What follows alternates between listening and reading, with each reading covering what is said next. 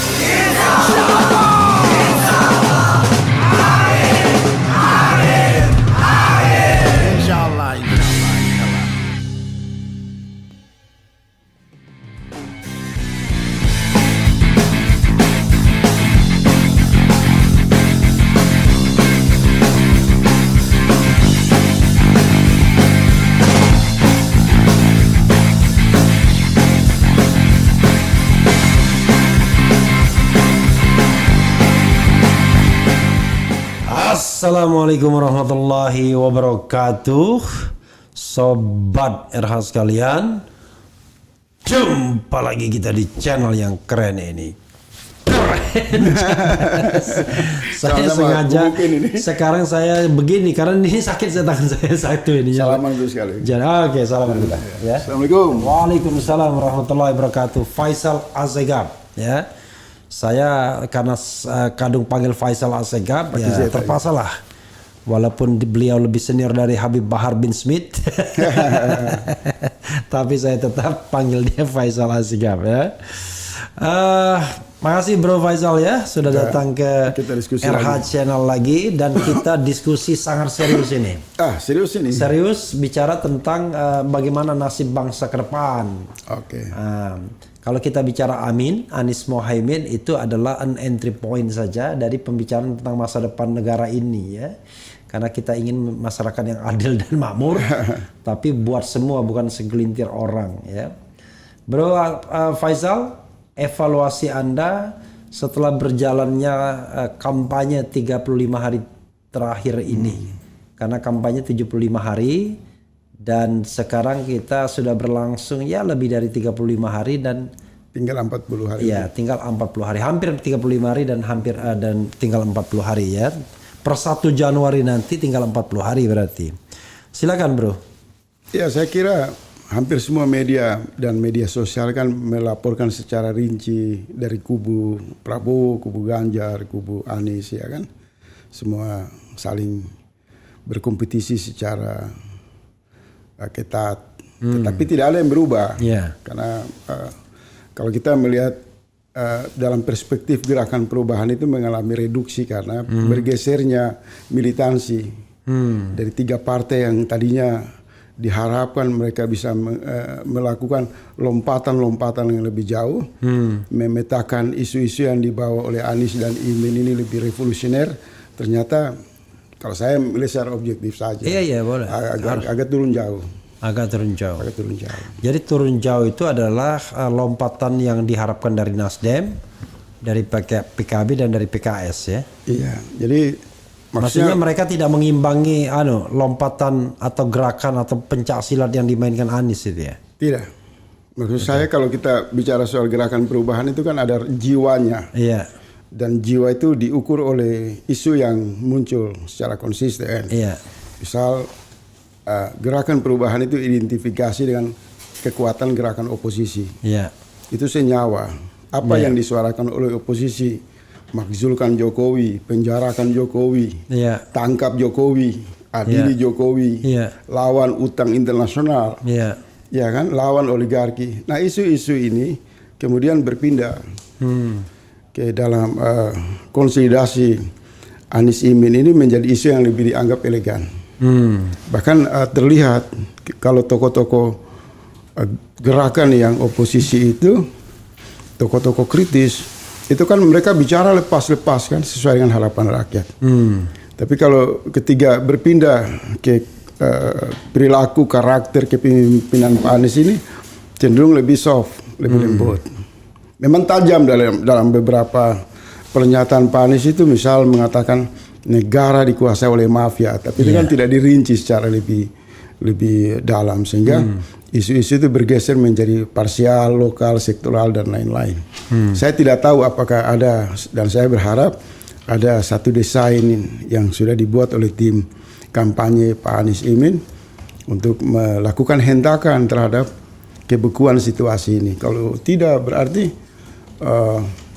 orang kemudian makin berkesimpulan Prabowo akan masuk putaran kedua dan sangat berpeluang untuk bisa melakukan satu rekayasa atau peluang politik untuk satu putaran. Terlebih kita lihat kubu Ganjar ini kan sudah semakin turun jauh kan, terus suaranya makin turun diikuti tidak adanya agresif dari kubu Amin, maka satu putaran itu bisa terjadi. Oke, ini hal yang menarik ya. Ini kita bicara konstelasi terakhir ya. Jadi konstelasi terakhirnya adalah pertama, kubu 01 Anda anggap let's say dalam tanda kutip stagnan. Jadi dia tidak justru tidak memainkan isu perubahan yang lebih radikal. Itu satu. Progresif. Sementara di sisi lain Ganjar sepertinya sudah kehilangan sudah kehilangan isu, mau ngapain? Maju kena, mundur kena. Dilematis. Mau nyerang Jokowi ternyata tidak simpati orang karena dia part of the regime ya sebenarnya. Tapi kalau dia mendukung Jokowi, ya jelas-jelas dia dikhianati. Nah, ini dimanfaatkan betul oleh Prabowo.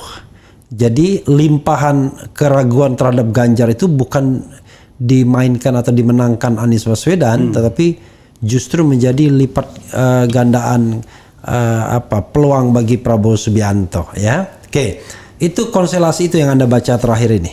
Tidak, saya justru berbeda. Oke, silakan. Saya tidak mau berada pada satu pandangan yang meremehkan kubu PDIP maupun Ganjar Pak Mahfud. Oke. Kalau menurut saya mereka justru mengunci Prabowo dan Pak Amin dengan memberikan positioning seolah-olah dilema. Dia tidak dukung Jokowi dan dia juga tidak menyerang karena dia ingin melihat peluang. Kalau Prabowo mengusung isu-isu yang mendukung Jokowi itu, konstruksinya seperti apa dan daya dukung publiknya seperti apa. Kemudian dia juga kelompok PDIP juga mengamati kalau kubu Amin tidak segera melakukan konsolidasi, mengambil peluang pengentalan terhadap gerakan oposisi untuk mengoreksi kekuasaan Jokowi sebagai sumber kekuatan Prabowo, maka kelompok PDIP akan keluar pada waktu yang tepat. Dalam beberapa tulisan saya itu saya mengingatkan bahwa ada upaya dari PDIP yang terkenal sebagai penyerang kekuasaan karena pengalaman mereka pernah menjadi oposisi militan. Mereka menunggu saja situasi, dan di panggung belakang itu kan terjadi komunikasi yang intensif antara para tokoh-tokoh oposisi dengan PDIP. Ada kesamaan pandangan di sana terbangun. Para tokoh-tokoh oposisi maksudnya di luar Anies maksud Anda? Tokoh oposisi kan banyak. Yang kita tidak perlu untuk menyebutkan namanya. Iya, maksudnya di luar tim Anies, di luar timnas. Iya pasti. Karena oposisi ini kan satu kelompok yang cair, independen.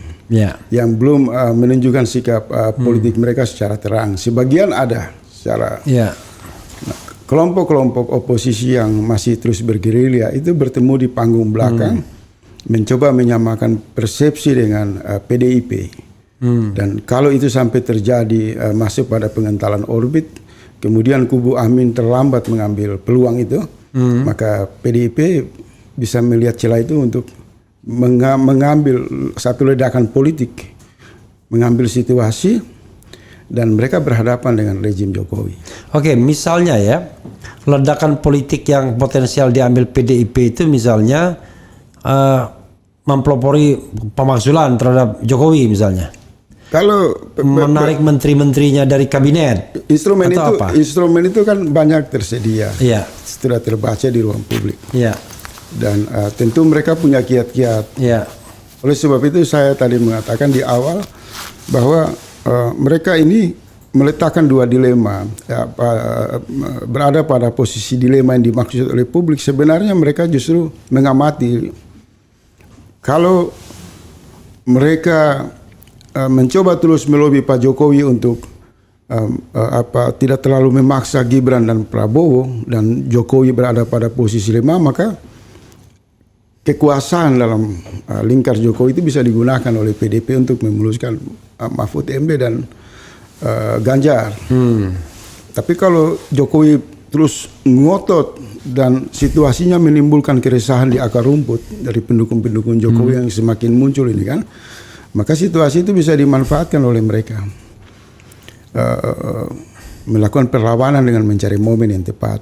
Nah, kalau kondisi formasi ini sudah berjalan, di belakang panggung ada kan komunikasi antara jejaring oposisi, kelompok kritis dengan kelompok-kelompok lingkaran Ibu Megawati, PDP dan lain-lain.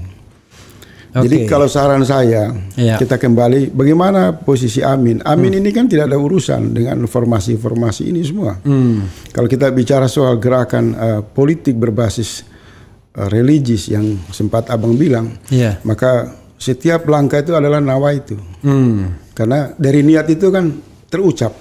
Terucap kemudian menjadi tindakan. Saya melihat antara niat, terucap dan tindakan itu distorsi.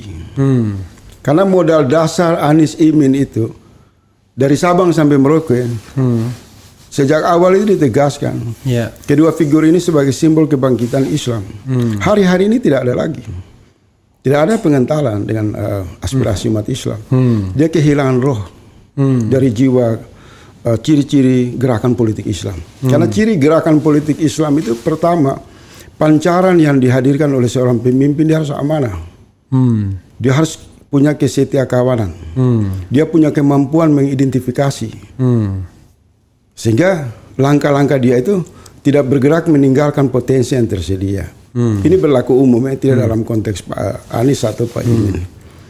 Karena kalau nawaitunya adalah memahami umat Islam itu adalah korban dalam 78 tahun kita bernegara, maka pola relasi itu harus dibangun.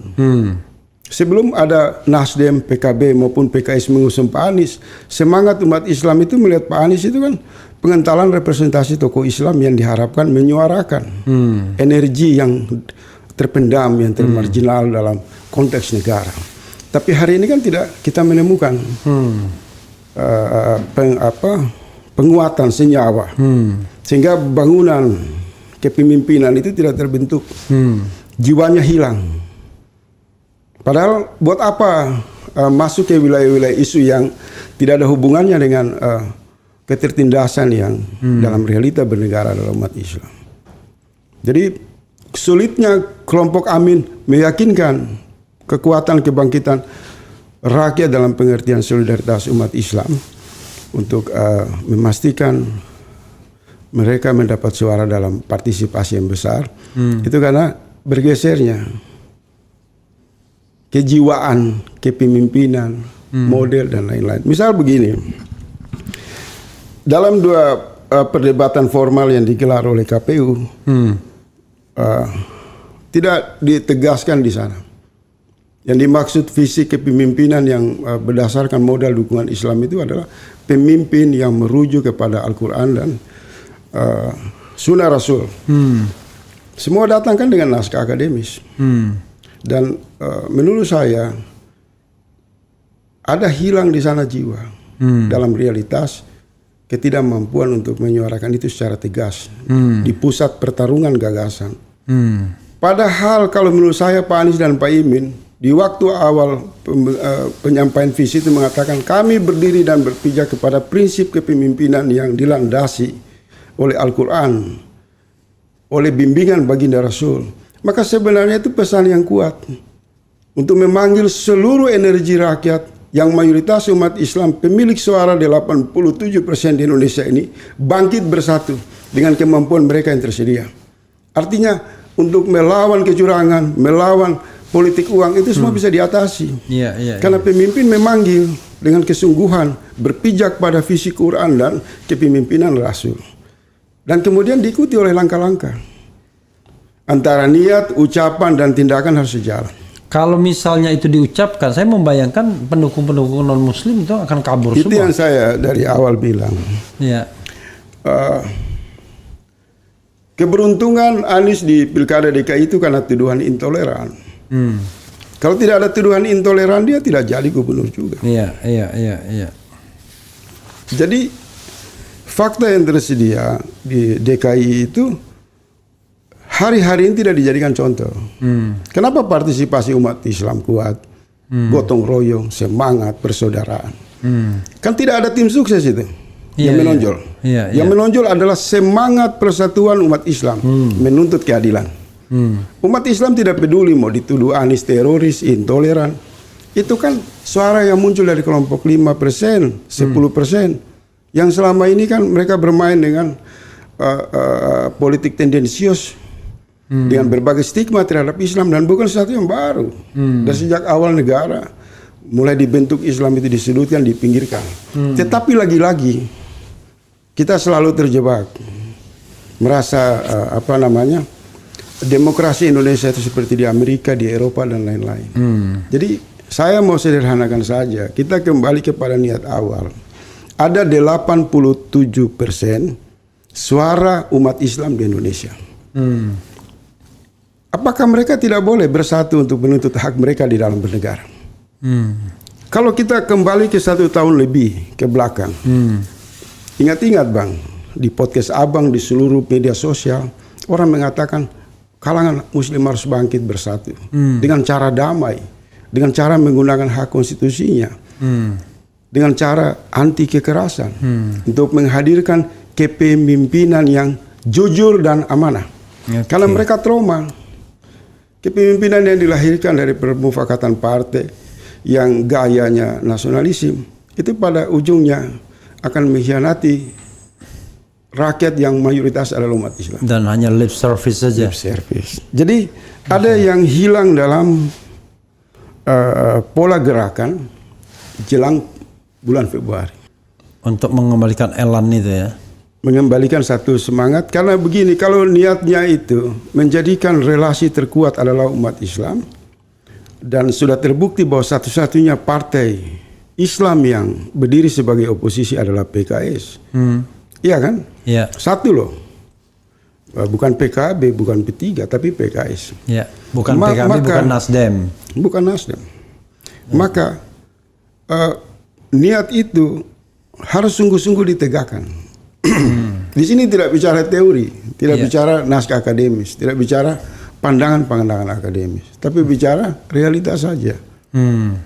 Karena kalau bicara Islam, niat, ucapan, pikiran, dan tindakan harus satu. Kalau satu saja bergeser, itu meragukan umat. Selain itu dia tidak akan menemukan mendapat restu dari Allah. Itu prinsip-prinsip dalam penegakan. Saya membayangkan karakteristik kepemimpinan Islam. Kalau Anies kemudian muncul dengan jargon-jargon kanan, religius ya, masyarakat yang religius, religious society ya, yang kita bicarakan dari awal tapi nggak muncul karena mungkin terlalu toleran untuk membuktikan bahwa dia tidak intoleran, begitu.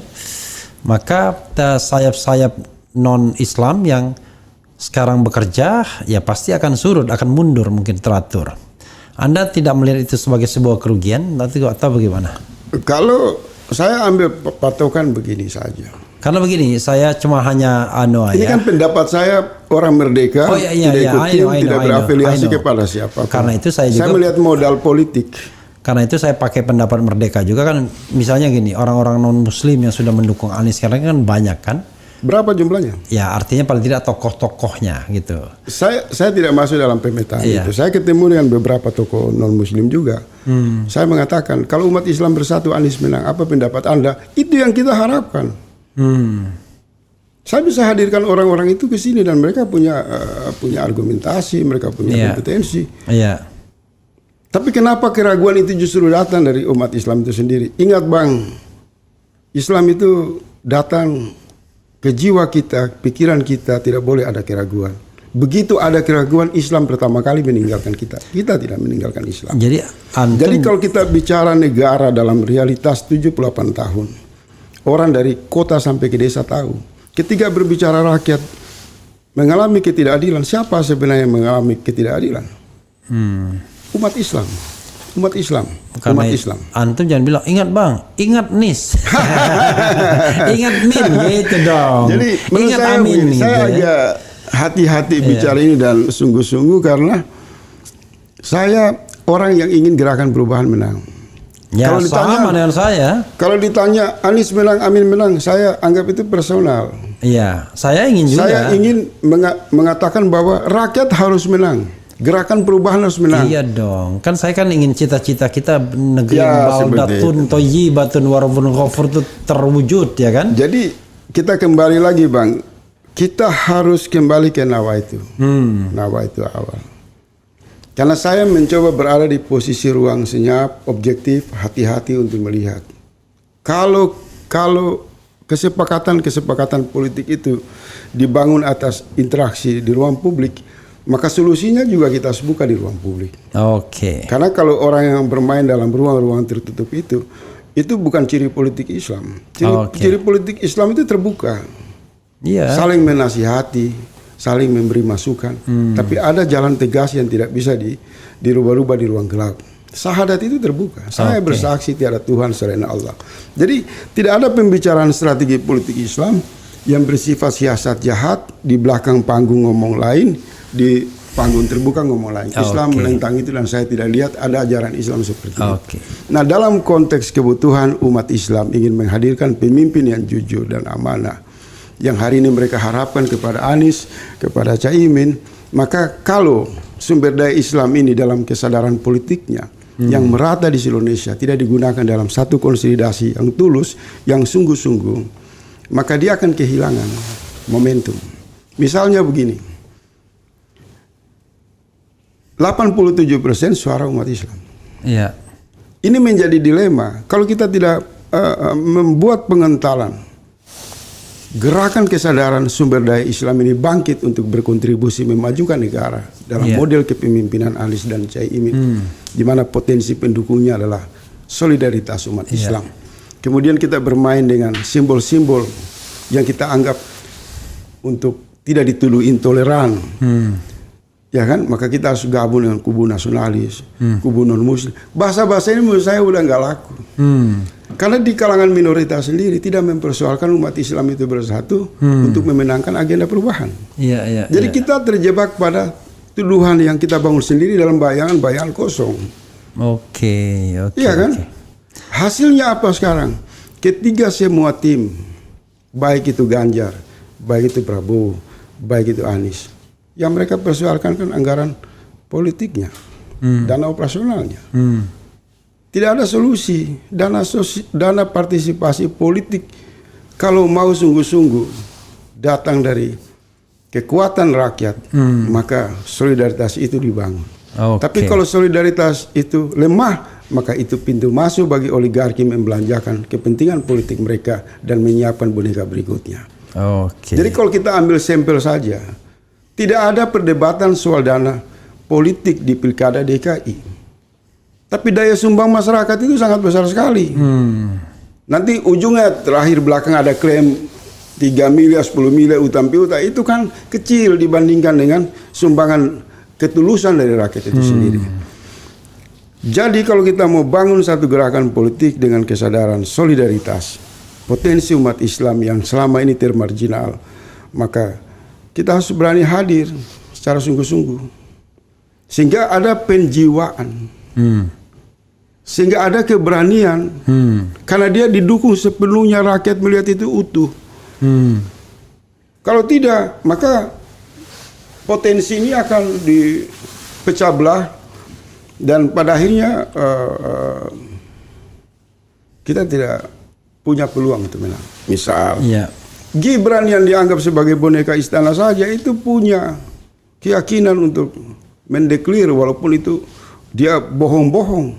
Tapi dia mengatakan bangsa Indonesia punya peluang untuk membangkitkan ekonomi syariah. Dia boleh kan menggunakan isu-isu Islam. Ya. Sementara dia berasal dari kubu nasionalis. Sementara mereka yang mengatakan didukung ulama, didukung NU, didukung Muhammadiyah, mereka tidak berani. Ijtima ulama. Ini pendapat ruang publik. Ya. Kalau bagaimana pendapat seorang Faisal Assegaf terhadap siapa yang berpeluang menang? Nanti setelah yang satu ini ya. Oke. Saya bro ya. Menarik ya, bagaimana kemudian meluruskan lagi Nawa itu, bagaimana kemudian memunculkan lagi giro dan partisipasi masyarakat. Tapi kita baca sedikit apa komentar orang ya, biar kita tidak berada di ruang hampa kan. Oke, coba kita lihat. Manusia biasa ya, manusia biasa. Refli Harun, tolong ingatkan Gus Imin untuk tidak lagi berkali-kali omong. Harusnya saya yang jadi presiden seperti opening debat kemarin. Ini tidak etis dan membuat simpatisan dan relawan grassroots jadi disrespect ya, disrespect ke Caimin. Oke, ini menarik ya.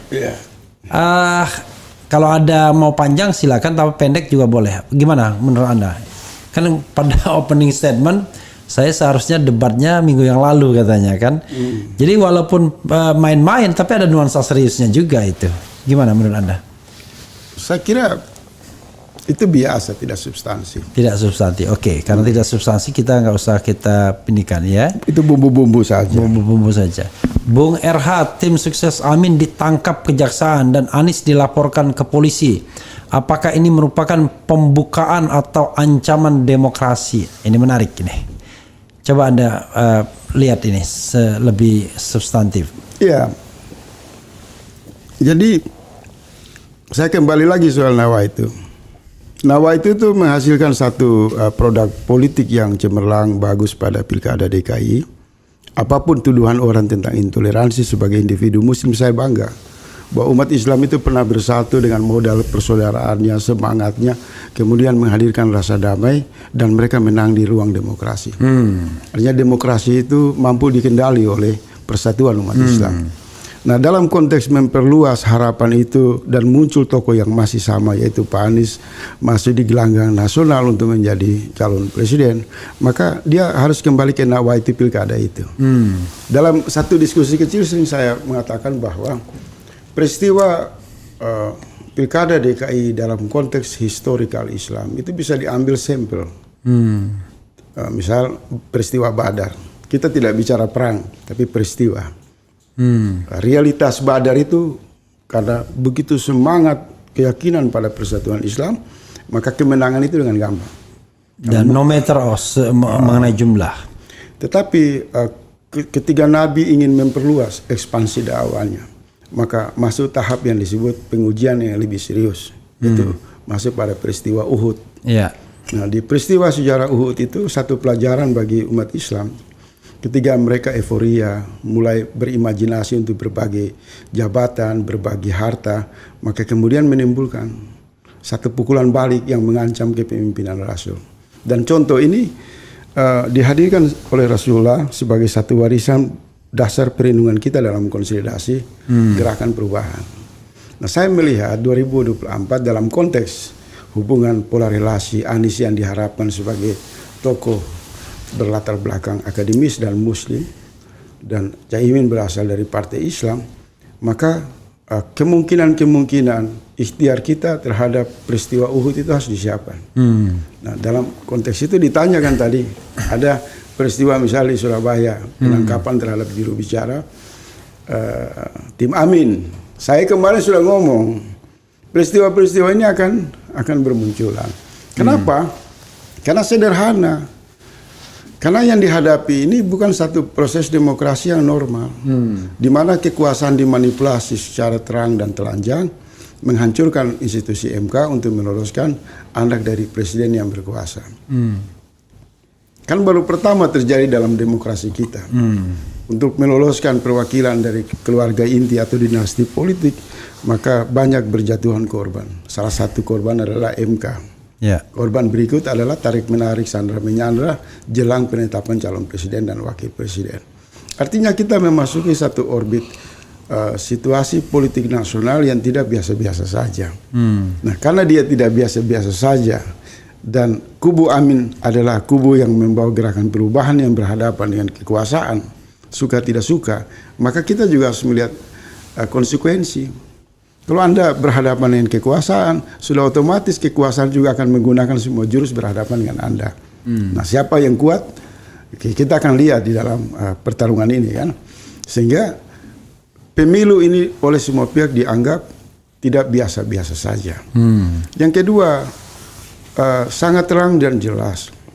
Jelang 2024 atau pemilu 2014, 2019 dan puncaknya 2024 ini, kekuatan representasi geopolitik yang diwakili Barat dan China itu bisa masih tetap adam-adam saja, tidak saling berhadapan. Dengan memperpanjang Freeport dan pertemuan Jokowi di Beijing, ya kan, kemudian kembali ke Indonesia mengumumkan pasangan Prabowo dan Gibran, publik menangkap dua kekuatan besar yang dapat mempengaruhi perjalanan demokrasi di Indonesia itu akur untuk sementara. Seolah-olah memberi gambaran kubu Barat dan China yang mewakili kekuatan Asia ini, mereka akan meloloskan calon yang direstui oleh representasi kekuasaan yang mereka percaya. Nah, di sini tampaknya Jokowi dan Prabowo percaya diri, lebih khusus Prabowo. Maka isu-isu satu putaran itu bisa muncul karena gangguan geopolitiknya tidak ada. Kemudian nasionalnya tidak ada hentakan-hentakan yang dilakukan oleh kubu perubahan.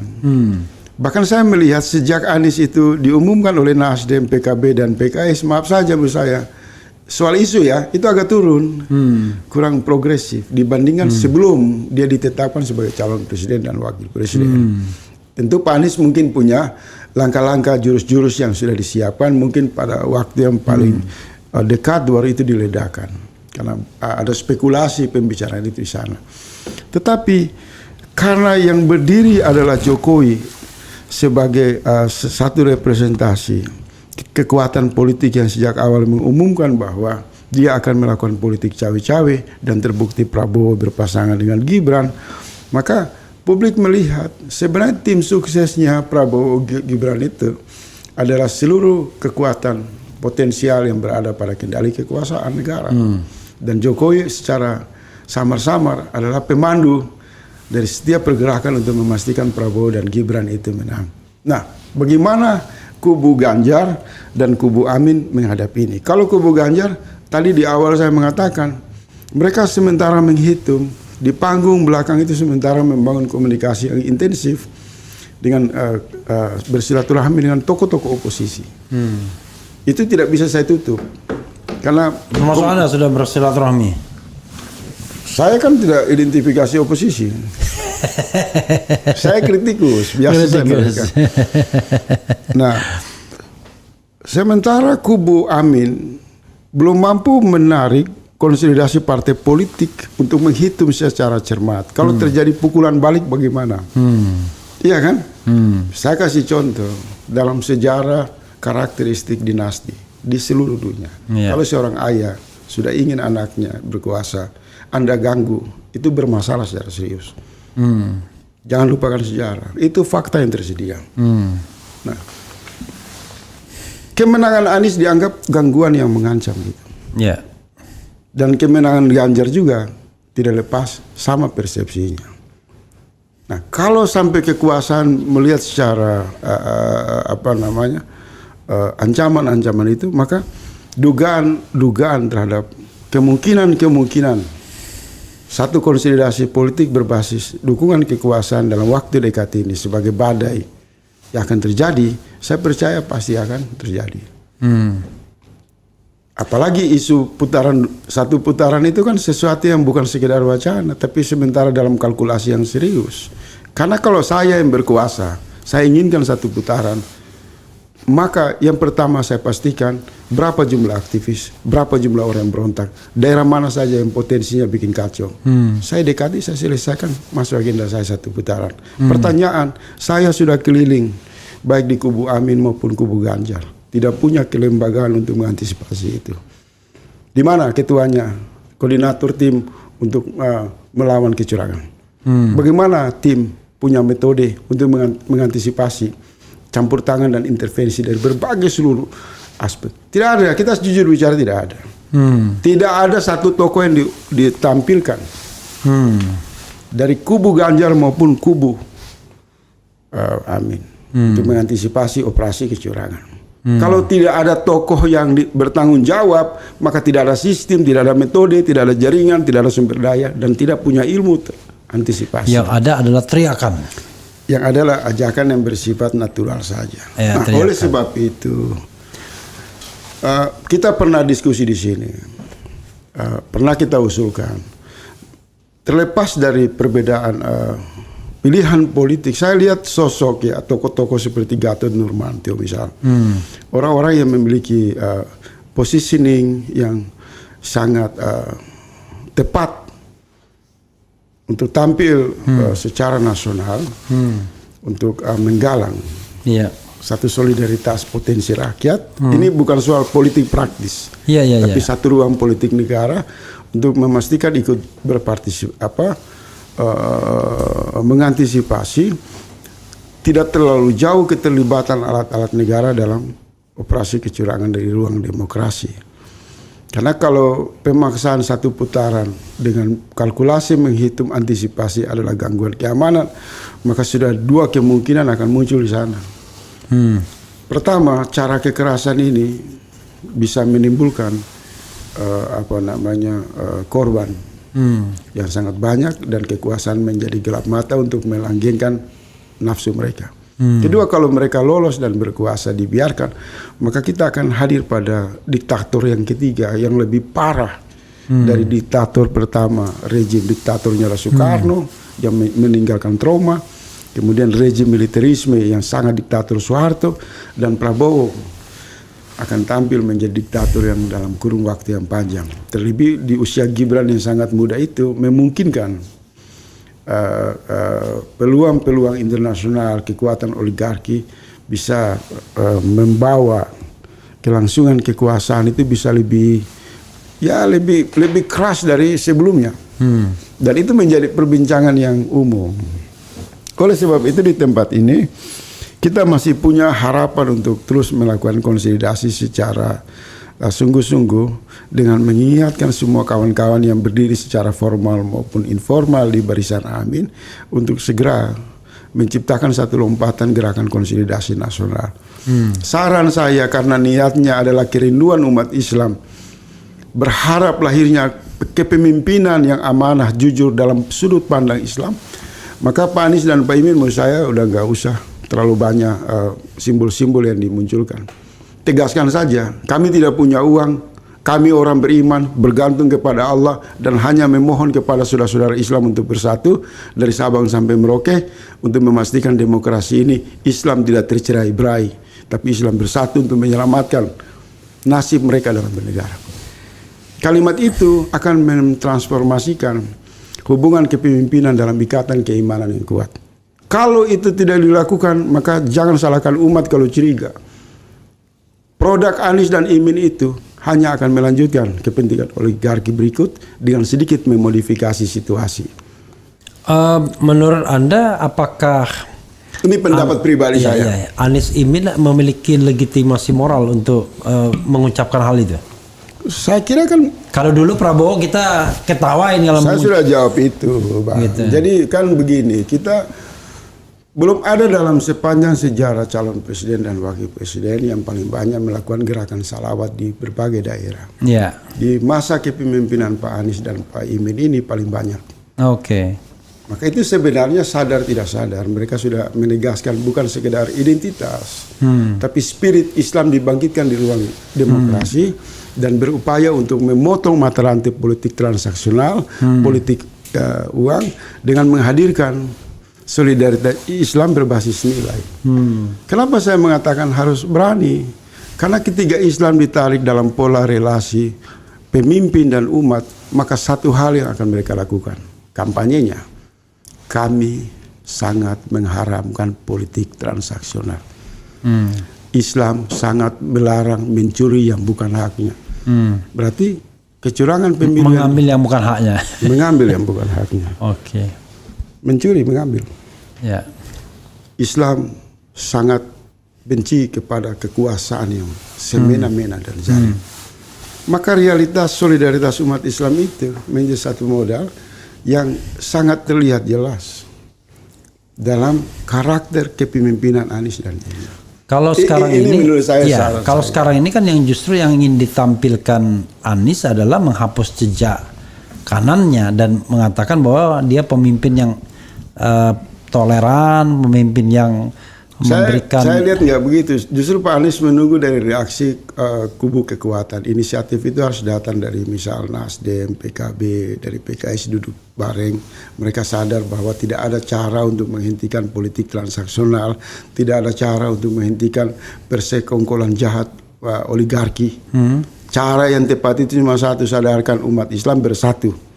Iya, tapi sebagai modal dasar dulu. Kemudian apakah umat Islam menarik kekuatan non-Islam di dalam satu partisipasi yang bersama? Saya yakin pasti. Iya, karena ciri umat Islam itu ketika mereka bersatu dari dulu tidak pernah mereka meninggalkan non-Muslim. Ya, tapi masalahnya begini. Kalau kita lihat backbone partai pendukung ini ya, bisa dikatakan kalau kita rankingnya kan ranking 1 Nasdem dengan segala fasilitasnya. Ranking 2 PKB yang baru masuk, ranking 3 PKS yang dari dulu duafa terus, kira-kira begitu ya. Duafa dari segi tokoh maupun dari segi resources ekonomi. Nah, yang ekonomi. Jadi yang jadi masalah adalah apakah Anda yakin suara-suara seperti yang Anda katakan itu akan muncul dari partai semacam Nasdem? Iya, makanya saya begini. Semua ucapan abang itu benar dalam sudut pandang materialisme. Tapi ketika bicara Islam, di mana cara pandang materialisme melihat Islam? Kan beda. Islam dilihat dari sudut pandang keislaman. Ketika orang dalam konsolidasi materialisme, isme materi, melihat kemiskinan, dia akan mengatakan lemah. Islam bilang tidak. Al-Quran mengatakan carilah aku di tengah orang-orang miskin dan lemah. Berarti ketiga hadirnya energi ilahi di dalam realitas kemiskinan sebuah masyarakat yang beriman itu memiliki potensi yang bisa mengalahkan kekuatan materi manapun. Saya kasih contoh dekat. Jangan diingkar nikmat yang Allah berikan. Pilkada DKI. Umat Islam dibilang miskin, jauh dari kekuasaan. Tapi ketika mereka bersatu, oligarki kalah, kekuasaan kalah. Enggak, semua saya kalah. gini tadi. Sebentar nanti saya masuk di situ. Ketika Ya. awal umat Islam dari Sabang sampai Merauke tidak punya apa-apa, tapi ketika mereka bersatu bisa mereka bentuk Indonesia yang begitu besar dan mereka tegaskan atas berkat rahmat Allah yang Maha Kuasa. Ya kan? Kembali ke dalam konteks partai politik. Kalau kita pakai kalkulasi, Nasdem rating 1 karena uang banyak, hidung besar, karena dia punya televisi, merubah tampilan yang tadi memuji kekuasaan, berubah menjadi juru bicara perubahan ya, juru bicara partai yang pro Anies Imin. Kemudian PKB juga rating kedua, PKS juga dianggap tidak punya apa-apa. Saya nggak begitu. Di Nasdem itu mayoritas umat Islam, di PKB mayoritas umat Islam, pemilih kita mayoritas umat Islam. Saya tidak bicara politik identitas, tapi bicara realitas persatuan nasional berbasis kesadaran keagamaan. Dan itu dijamin oleh konstitusi. Oleh sebab itu, partai ini duduk. Ketika mereka mengatakan, kami tidak punya dana operasional. Kami menghadapi kekuasaan yang besar. Kami tidak mau kalah karena agenda perubahan harus ini. Maka yang mereka lihat bagaimana cara menyatukan umat Islam dari Sabang sampai Merauke. Maka isunya berubah, tidak main-main. Maka pemetaan terhadap kekuasaan itu akan terlihat jelas. Akan didefinisikan apakah kekuasaan ini bisa berkompromi dengan kami atau kekuasaan ini jahat dan zalim. Menurut pendapat rakyat, 10 tahun kekuasaan Jokowi sangat zalim dan mengancam terhadap kehancuran negara ini. Terutama umat Islam. Dan kalau itu terjadi, penindasan ini berlanjut, objek yang paling menderita itu adalah umat Islam. Ya kan? Oleh sebab itu mereka membangun yang tadi di awal saya bilang nawaitu. Apa nawaitunya? Menurut kawan-kawan mantan TGUPP dan kawan-kawan aktivis Al-Irsyad seperti Ges Khalifah bahwa membangkitkan Anies adalah membangkitkan kepentingan kepemimpinan Islam yang dapat menyatukan seluruh umat Islam di Indonesia. Kalimat itu kan diucap-ucap berkali-kali. Kemudian 212 juga mengatakan, kami ini terlalu termarginal, kami ini terpinggirkan. Yang pendapatnya tidak beda dengan Al-Irsyad. Maka kami harus bersatu untuk pastikan gerakan perubahan ini dapat diwujudkan untuk memenangkan hak-hak keadilan bernegara bagi umat Islam. Bukan hanya umat Islam, tapi juga seluruh realitas keagamaan lainnya. Bahasa Jadi- Anda itu nggak akan disukai oleh saya bicara dalam pengertian diskusi. maksudnya nggak akan disukai oleh para surveyor Iya. yang sedang menikmati bagaimana melayani orang-orang kaya. Jadi menurut saya kenapa muncul istilah milenial, Gen Z, intoleransi itu satu modus saja untuk memecah suara Islam. Itu kan bagian dari pemetaan sosiologis karena Islam mayoritas, maka semua instrumen itu dibuat. Mulai muncullah ketersinggungan baru. Ini kan Nasdem, lebih nasionalis, PKB, kecenderungan kebangsaan, PKS, Islam modern. Ini penipuan semua, Bang. Sumber daya terbesar di Republik ini adalah orang yang beriman kepada Allah yang disebut umat Islam. Sadar itu dulu. Apakah sumber daya ini tidak bisa diidentifikasi sebagai relasi kuat dari negara? Iya kan? Orang bisa mewakili agama lain saja, bangga dengan agamanya, berada di pusat kekuasaan. Kenapa hari ini umat Islam bersatu, kemudian dituduh intoleran? Tuduhan itu justru makin memperkuat persatuan Islam. Denny J.A. mengatakan kalau Anies tidak mainkan politik Ya mereka harus begitu. Itu kan suara yang datang dari oligarki. iya. Dia akan meneror pemimpin plastik karbitan Iya. untuk menguji bahwa mereka karbit, mereka plastik. Mereka takut bahwa Islam. Dan pada saat itu sebenarnya mereka udah Jadi orang seperti Denny J.A. itu sedang menteror. saya nggak hitung dia jujur bicara oligarki, Bang. Dia nggak masuk dalam radar diskusi saya, Bang. Ya, sahabat sekalian, coba kita baca lagi ya. Ini Bro Faisal ini kalau jus makin hot, makin susah dipotong ya. Terus sebentar. Bayangkan tuan rumahnya pun dipotong-potong sama dia. Siap. Oke, kita bacakan yang relevan ya. Ada juga bilang umat Islam bersatu tidak bisa dikalahkan. Terbukti di Jakarta, di DKI Jakarta. Ayo umat Islam dukung 01. Ya, selama ini kita makin lemah ya. Tidak ada pemimpin yang berani mengatakan, ayo Islam bersatu kita menang ya. Jarang sekali ya. Sayangnya rakyat Indonesia tidak secerdas dan sepaham seperti Pak Faisal. Tanpa mengatakan hal itu, rakyat Indonesia sudah tahu kalau basis tim Amin adalah umat Islam. Oke, tidak ada argumen seperti itu ya. Tanpa mengatakan udah jelas. Tapi Anda kan jangan bilang, jangan hanya diam saja di dalam hati, tapi dikatakan.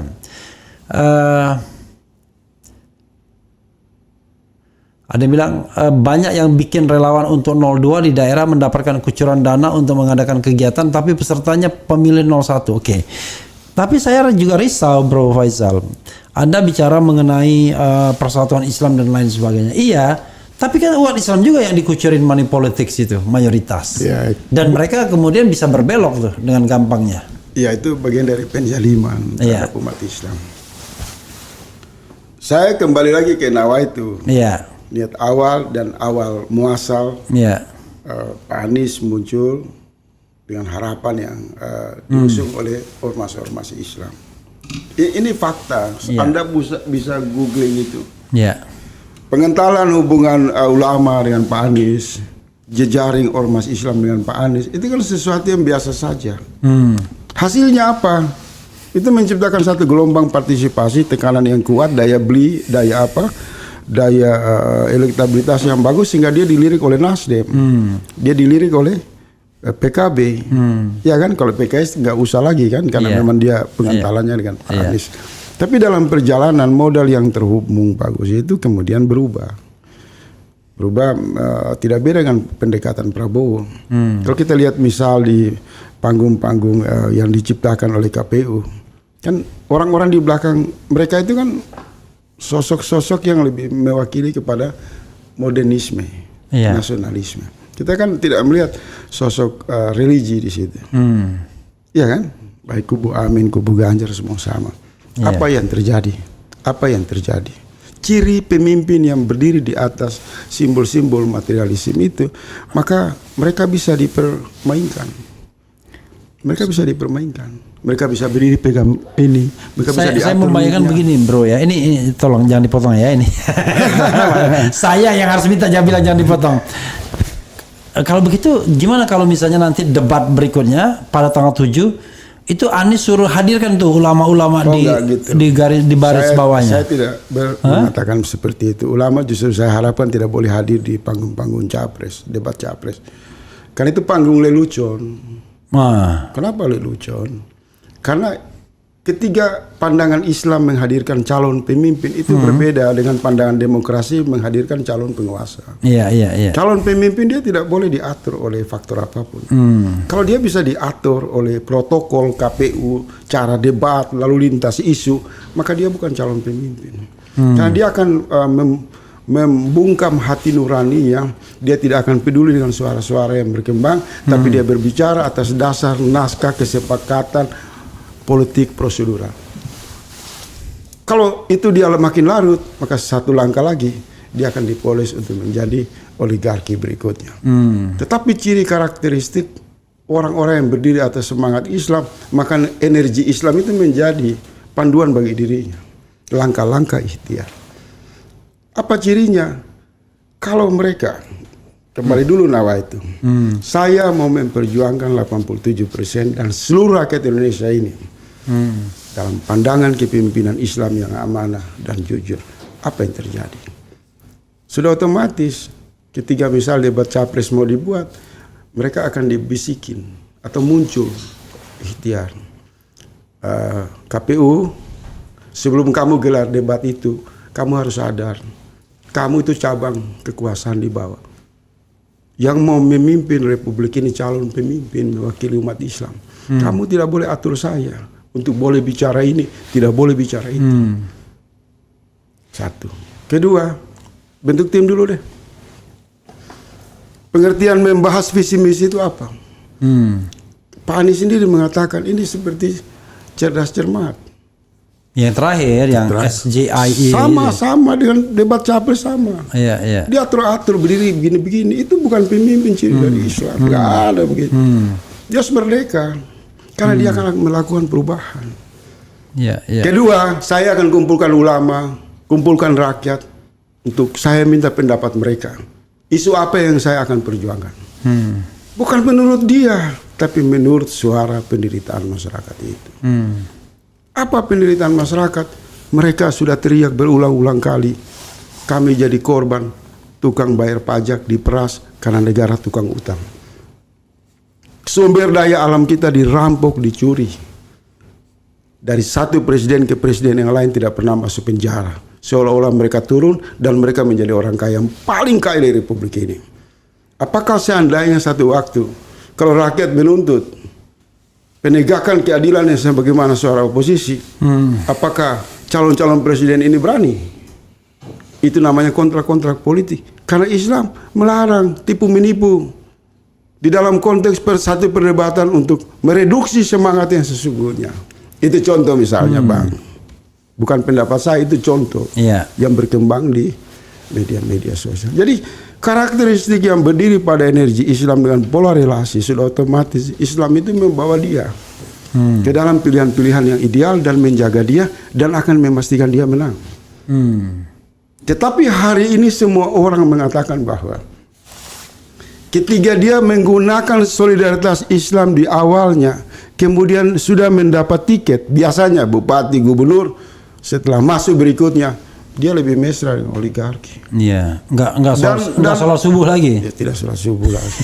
Subuh berjamaah lagi. Dan saya itu sebenarnya sedikit saya tambahkan.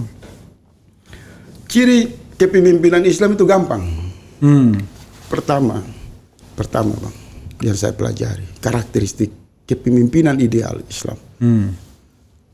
Urusan publik dia tidak boleh bawa urusan keluarga. Kalau dia bawa motivasinya apa dipertanyakan. Karena ruang publik itu ruang partisipasi yang banyak orang berkeringat. Ketika dia dengan gampang karena anak, cucu, keluarga, lingkaran, maka dia berlaku tidak adil. Dia diragukan untuk menegakkan keadilan. Enggak boleh. Karena ruang publik itu dihasilkan oleh partisipasi banyak orang. Ada hak orang di sana berinteraksi dalam tujuan-tujuan yang mulia. Maka sebagian besar pemimpin-pemimpin hebat dunia yang berkarakteristik amanah dan jujur selalu menyingkirkan wilayah keluarga. Wilayah kedua, gampang. Dia tidak boleh meninggalkan sahabat. Karena itu ukuran umat melihat dia. Kalau sahabat saja kamu tinggalkan, maka berikutnya umat dengan gampang kamu tinggalkan. Ukuran ketiga, dia harus mengatakan kepada umat, Anda jangan pernah takut untuk berjuang bersama saya. Karena visi saya, landasan saya, pijakan saya adalah Al-Quran dan bimbingan Rasul Sallallahu Alaihi Wasallam. Harus diucap itu. Lalu visi-visi yang dibuat oleh profesor-profesor doktor itu disobek, dibuang di pinggir sampah. Karena kalau sudah bicara Quran, bicara bimbingan Rasul, maka kepemimpinan itu pasti memiliki kekuatan, kesadaran untuk menjalankan amanah bernegara yang jujur, yang baik.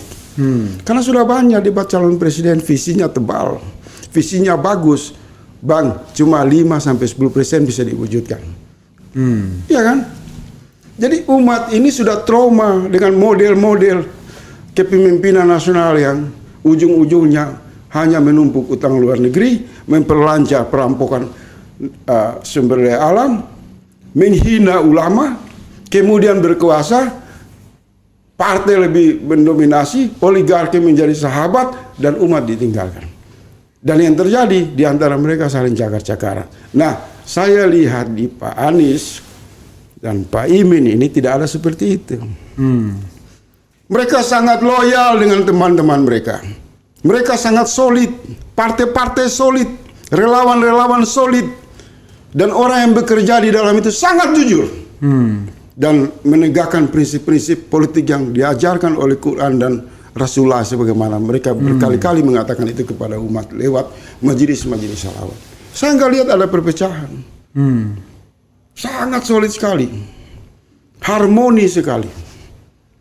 Hubungan PKS dengan Nasdem sangat bagus. PKB dengan PKS tidak saling curiga, iya kan? Dan relawan-relawan bekerja dengan tulus tanpa meminta imbalan. Dan seluruh tim 700 orang yang dipilih oleh Pak Anies mungkin 20 jam bekerja tiap hari, satu sama lain berkoordinasi menggunakan media-media virtual, semua mandiri. Mereka orang-orang jujur yang harus memenangkan pertarungan ini. Ya kan? Kalau sudah demikian jangan kalah. Karena kalau kalah umat akan bergeser memilih jalur lain. Karena umat juga melihat kalau main-main dengan situasi ini hanya untuk demi perburuan kekuasaan, maka umat akan kembali ke jalan-jalan lain yang tidak akan menggunakan demokrasi untuk menghasilkan pemimpin yang abal-abal. Mereka akan mencari pemimpin yang sungguh-sungguh, yang amanah, yang betul-betul menyatu dengan rakyat, bukan karena janji manis. Dan biasanya ciri-ciri pemimpin seperti itu tidak gampang dipanggil oleh presiden untuk makan siang. Tidak gampang dikasih pajang di atas debat-debat capres. Karena bagaimana dia bisa merubah situasi. Sementara di mimbar-mimbar debat capres saja dia sudah bisa diatur-atur oleh panitia KPU. Di mana kepemimpinannya? Dia mestinya menggunakan tim hukumnya, tim kajiannya, menanyakan kepada KPU yang mau dipilih ini calon presiden, bukan menteri. Tidak boleh Anda atur-atur lalu lintas jawaban pertanyaan. Jadi saya kemarin ketemu dengan Caimin, saya buka aja di sini. Saya bilang, Caimin, ada dua pilihan. Pilihan pertama, saya sebagai orang yang mendukung perubahan berharap calon presiden Pak Anies tidak hadir lagi di debat capres. Karena tidak boleh ada satu kesan seolah-olah mencari orang baik dan orang jujur itu lewat debat cawapres atau capres. Tidak ada. Orang jujur itu lahir karena proses konsistensinya. Dan tidak boleh orang baik berdebat dengan orang jahat. Orang yang melanggar hukum, orang yang melanggar HAM, diajak berdebat dengan orang baik. Bagaimana ini logikanya? Enggak masuk akal saya. Kedua, debat cawapres juga ditolak. Kenapa? Kita berdebat dengan Gibran yang hari ini jutaan orang masih mempersoalkan statusnya di MK. Bagaimana bisa dia disebut calon wakil presiden? Dia baru calon saja sudah rubuh itu MK, sudah hancur itu. Lembaga tertinggi yang sangat terhormat namanya Mahkamah Konstitusi. Ini perlu dikonfirmasikan sehingga orang melihat calon pemimpin itu tidak menyerahkan diri dalam instrumen kekuasaan. Karena ingat, debat-debat capres yang terakhir ini saya lihat ini bagian hanya untuk meloloskan putra presiden menjadi wakil presiden. Ini debat capres yang tidak dibangun secara independen. Kalau kewajiban ada debat capres, debat cawapres, maka berikanlah kepada Muhammadiyah misal, kepada NU, kepada Dewan Gereja. 3 otoritas ini diberikan kepada KPU, memberikan kepada 3 otoritas ini, suruh buat debat capres dan rubah nama itu. Tidak boleh debat, tidak boleh debat, penyampaian visi. Mau debat sama siapa? Misal Pak Anies dengan Prabowo, nggak nyambung. Orang ini sudah berkali-kali melakukan pertunjukan perdebatan yang berubah dari pilpres ke pilpres. Jadi jatuh-jatuhnya adalah pertunjukan simbolik kemunafikan. Nah, bagaimana melawan kekuasaan? Berani dulu menata jalan seperti ini sehingga rakyat melihat, oh, Pak Anies tidak bisa diatur-atur, Pak Imin tidak bisa diatur-atur. Karena kita mau pilih pemimpin, Pak, kita tidak akan terjebak lagi untuk kesekian kali memilih calon penguasa yang dengan nama kerennya presiden, tapi hakikatnya adalah boneka. Ciri pemimpin tidak boleh diatur-atur seperti itu. Apalagi kondisi sekarang ini kan kondisi yang abnormal, kondisi yang tidak seperti demokrasi yang baik-baik saja. Nah, ini saran saya. Di akhir usulan saya ini, Pak Refli sebagai bagian dari tim pemenangan, saya berharap bisa menyampaikan itu di internal. Pertama, buat pengentalan kepemimpinan Pak Anies Imin ini dengan umat Islam. Dan umumkan kami tidak punya uang, tapi kami mau memperjuangkan seluruh rasa keadilan umat Islam dari Sabang sampai Merauke untuk mendapatkan hak mereka dalam bernegara. 1. Yang kedua, segera usulan juga dari kita nih rakyat semua bisa usul. Segera tim 700 orang itu berkumpul, tim Pak Anies, dan mengumumkan menolak semua debat capres dan cawapres yang kalau tujuannya memberi kesan untuk mengatur calon pemimpin masa depan. Kalau debat itu mau dibikin, kirim saja utusan. Karena rakyat tidak rela calon pemimpin yang dianggap jujur, baik, berwibawa dibenturkan dengan orang-orang yang bermasalah. Ya kan? Ini belum jadi, termasuk ketua KPU-nya yang bermasalah kan? Jadi ini sudah amburadul. Itulah yang sering saya bilang Pak Refli Harun, kalau mereka memahami bahwa demokrasi jelang 2024 ini sebenarnya ada satu kalimat yang sering kita ulang-ulang, konsolidasi politik dengan cita rasa semi revolusi. Artinya tidak biasa-biasa saja, tetapi harus ada lompatan-lompatan yang menyegarkan, yang membuat orang bersemangat, yang kemudian orang mengatakan oligarki, kekuasaan apapun yang menghadang aspirasi rakyat, kami akan lawan. Kalau situasi ini tidak berubah, saya mau kasih tahu, Bang, peluang di jalan ketiga itu terbuka. Bisa saja rakyat apatis, rakyat kecewa, dan rakyat melihat ini sandiwara nanti partai di belakangnya bagi-bagi kekuasaan, maka mereka lebih bagus wait and see, bukan golput. Mereka nggak mau ngomong golput, mereka cuek aja. Mereka cuek dan kemudian mereka menunggu situasi jalan-jalan lain yang bisa menghadirkan rasa keadilan. Karena tidak elok kalau calon-calon pemimpin ini sudah bicara tidak punya uang, ini begitu. Misalnya dia mestinya mengatakan memang benar saya nggak punya uang, tapi saya masih punya keimanan. Karena keimanan itu yang menghubungkan semua orang dalam kesadaran untuk bangkit secara politik, untuk dalam rangka memenangkan kebenaran. Tidak boleh ada ucapan-ucapan itu. Dan di kubu Amin, di kubu Pak Anies saya lihat bagus. Semua transparan, semua berjalan sesuai dengan niatnya.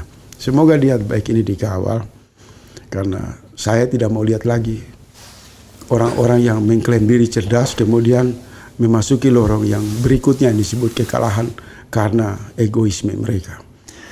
Bro Faisal ya, saya mau membacakan komen dari orang-orang Silakan saja. yang mengomentari Anda ya. Assalamualaikum Pak Refli, saya kagum idealisme Bung Faisal. Tapi sayang di zaman ini Anda pasti dinilai naif karena ini eranya materialisme dijunjung tinggi. Respect sama Bung Faisal ya. Oke, ini satu pujian tapi sekaligus pesimisme.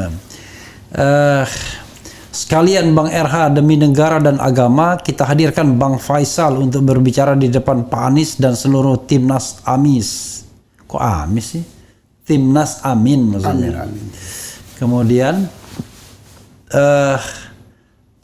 wakakak, kalau Bung Faisal kami sudah tahu debat KPU hanya sandiwara dan berpura-pura, yaitu dari dulu kita juga protes kok calon presiden kok debatnya begitu ya. Oke. Anies sudah mantap keimanannya lah, yang 2 dan 3 kemana keimanannya? Oke. Paslon 02 coba disuruh jadi imam sholat karena sholat adalah hukumnya wajib bagi umat Islam. Janji capres adalah janji suci, jika melanggar sebaiknya bisa dipidanakan. Jika seperti ini kira-kira Pak Anies, Pak Prabowo dan Pak Ganjar mau tetap jadi capres enggak? Ya. Oke. Silakan Bung Faisal, secara tidak sengaja kita sudah 1 jam lebih dan this is your time untuk closing statement. Tapi sebelum closing statement, tolong jawab pertanyaan yang substantif ini. Menurut Anda, kalau konstelasinya seperti hari ini, apa prediksi Anda terhadap hasil pemilu? Saya tidak mau prediksi karena saya lihat banyak kemungkinan terjadi. Bahkan saya cenderung juga melihat dari satu kelompok yang hari-hari ini semakin kuat pendapat mereka bahwa mereka tidak yakin akan ada pemilihan presiden berjalan mulus.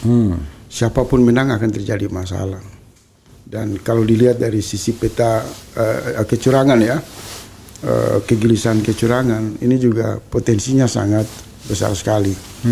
Nah, kita berharap lahir solusi-solusi yang lebih jalur ikhtiar misalnya. Ya, kita berharap Gerakan Perubahan menang. Itu bisa diwakili oleh Pak Anies dan Pak Ganjar. Gerakan Perubahan ya. Yeah. Nah, kita nggak bisa juga mengatakan mereka tidak beriman, tapi dalam fakta mereka insaf, mereka ini ya bisa juga Allah merubah satu situasi lain mereka yang baik. Yang beriman juga bisa berubah jadi bermasalah. Jadi saya tidak punya prediksi terlalu mendasar. Saya berharap, saran saya kepada Abangda selaku anggota tim pemenangan, semoga jangan ada keraguan dengan Islam. Karena ketika meragukan pola hubungan itu terus-menerus terbangun, maka kemenangan apapun yang kita raih adalah kemenangan semu yang akan ujungnya bencana. Dan kita juga kalau mau menang tanpa kejujuran dan keimanan yang kuat, berani bangga dengan Islam, maka tidak usah bikin gerakan salawat di mana-mana. Dan nanti pada akhirnya orang mengatakan ini simbolik saja, agama dimanfaatkan. Jadi karena sudah sejak awal ada semangat tauhid yang sudah dibangun, maka dikencangkan saja supaya bangkit ini umat melihat peluang ada tersedia kemenangan dan mereka merebut peluang kemenangan itu dengan persatuan. Dan saya berdoa semua Pak Anies, Pak Imin, orang-orang yang terus-menerus kita kasih masukan, tidak baperan, mereka menerima masukan kita walaupun didengar agak keras, diminum agak pahit, tapi ini tulus dari hati saya. Karena saya orang yang konsisten mendukung mereka untuk perubahan Indonesia yang lebih bagus. Terima kasih Abangda. Allahumma sholli ala sayyidina Muhammad. Ya, sahabat sekalian, itu dengan Faisal Asghab, dan memang kita harus menyelesaikannya, sudah 1 jam lebih kita bicara. Wassalamualaikum warahmatullahi wabarakatuh. Yeah.